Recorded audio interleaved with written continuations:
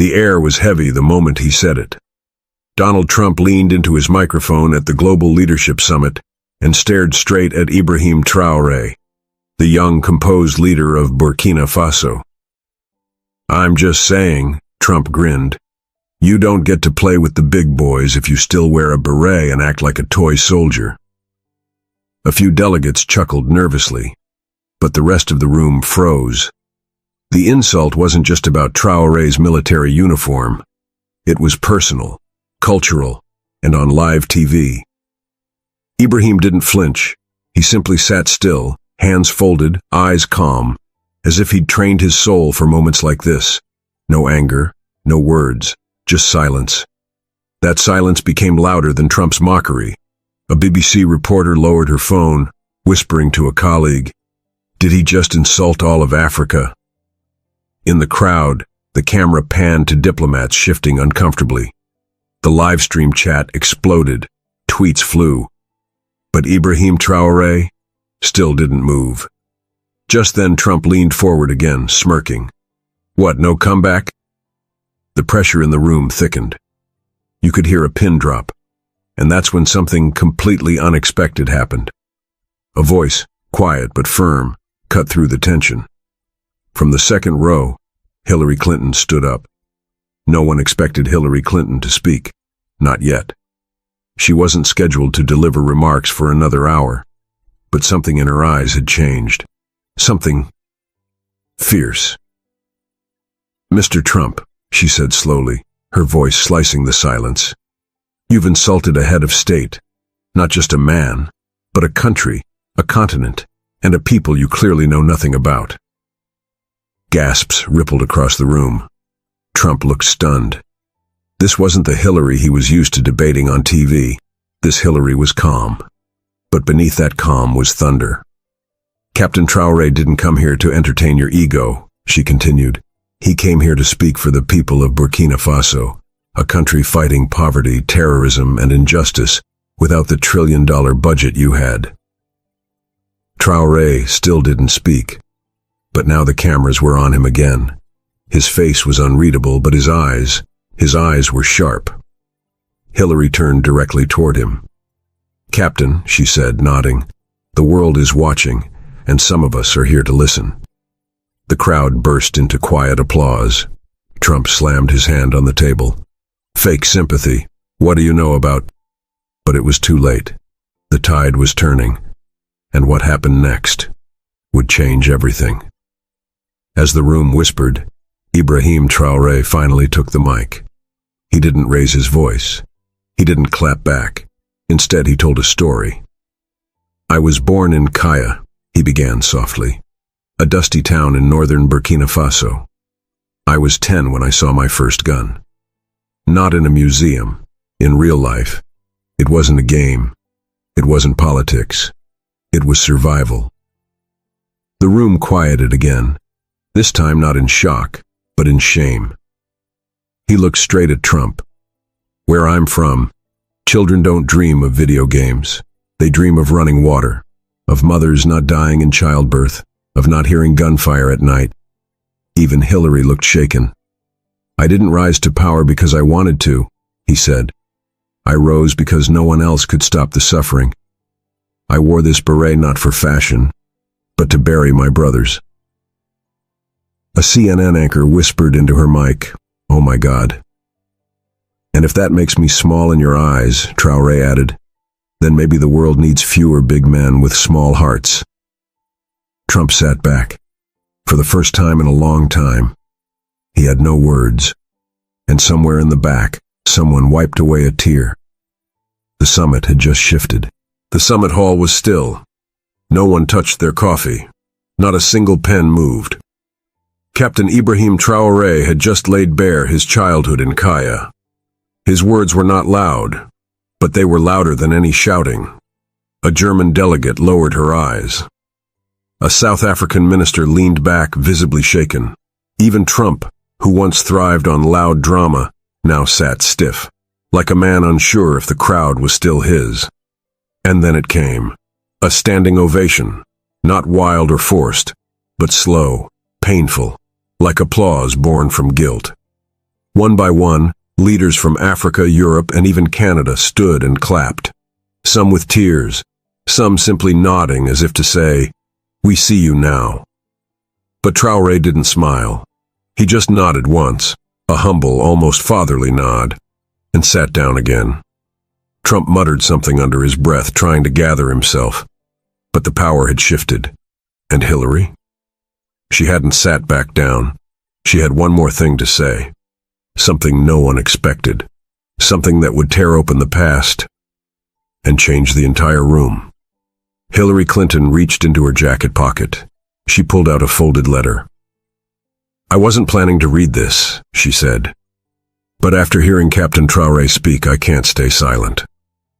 The camera zoomed in. "This letter," she said, unfolding it carefully, "was written to me in 2023 by a nurse in Burkina Faso." Now Trump looked confused. She wrote about a small rural clinic in Dori, where children came in with bullet wounds, where IV bags were shared between patients, where she hadn't seen electricity in 4 days. Gasps rippled through the hall. She wrote, "We do not need pity. We need to be seen. We need help, not headlines." Hillary paused. Her voice cracked. She also said one name gave her hope. Ibrahim Traoré. She said, "He is the first leader we've had who comes without bodyguards. He carries babies. He prays with the grieving. He doesn't run. He stays." Even the American media crew fell silent. Trump scoffed. "A stunt. She's just emotional." But Hillary shot him a look so sharp, even his lips froze. "Some men buy power," she said. "Others earn it." And just like that, Hillary handed the letter to the UN Secretary General and sat down.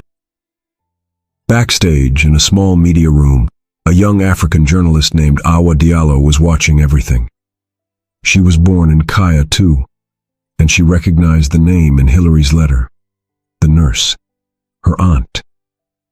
Awa's eyes flooded with tears. Without thinking, she grabbed her phone and called her. The call connected. "Tanti Fati," she said breathlessly. "Did you see what just happened?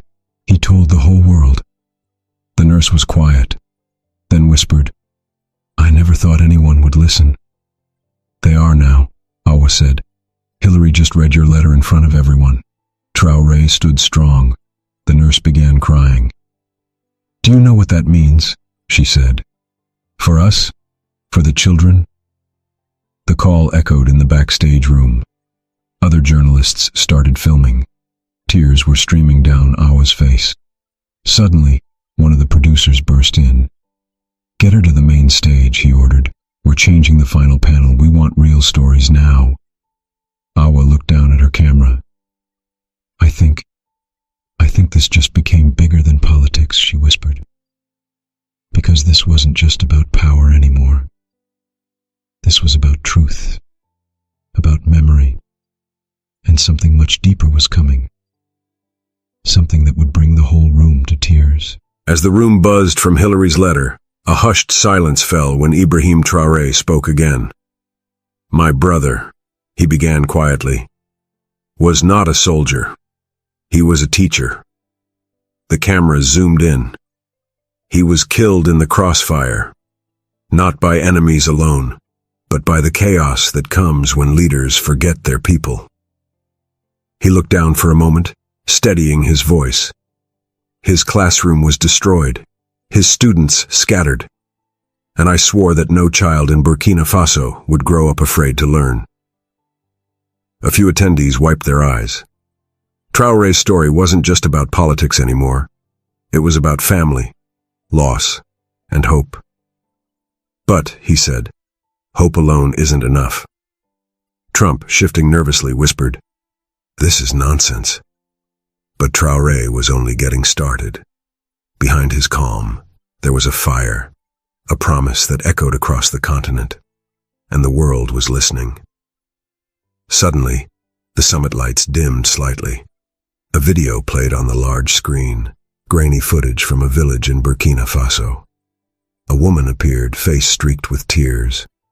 My husband was taken, she said softly, by those who say they protect us. She looked directly at the camera. But Captain Traoré gave me hope. He came to my village. He held my children. He promised we would live free. The room was silent, except for her voice cracking. A cameraman whispered, "Who is she?" A diplomat replied, "A widow from the front lines." The woman's story was raw, real, heartbreaking, and it made everyone feel the weight of Traoré's mission. Even Trump's smug grin faltered. The video ended. A single tear slid down Hillary's cheek.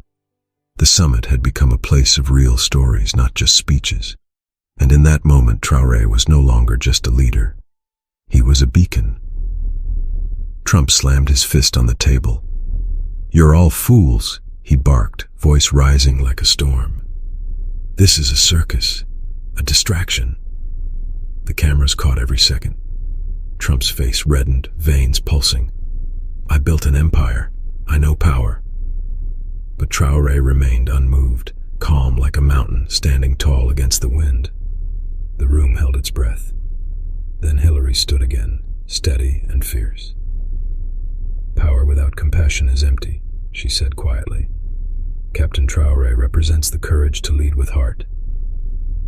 Trump's outburst was over, but the real battle had just begun, because what came next would shock the entire world.